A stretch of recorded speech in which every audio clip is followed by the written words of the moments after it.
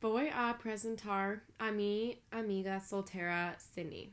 Cindy es de Estados Unidos y tiene 20 años.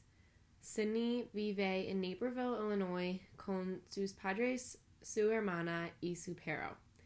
Cindy es morena y es muy guapa. Ella es un poco baja y tiene ojos marrones.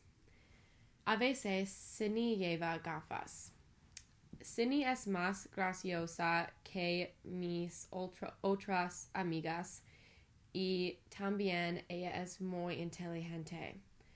Cindy no es seria y es muy alegre. Me gusta salir en la noche con Cindy porque Cindy es muy sociable. Ella se parece a Jessica Biel un poco porque ellas son muy bonitas y marrones. Cindy se levanta a las 9 y desayuna. Después, Cindy va a Starbucks y las clases. Cindy tiene clases de negocios. Después de las clases, Cindy va a su piso a las 8 de la noche y cena con sus amigas.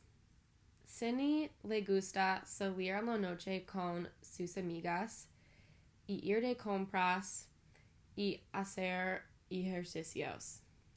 Cindy también le gusta ver Netflix.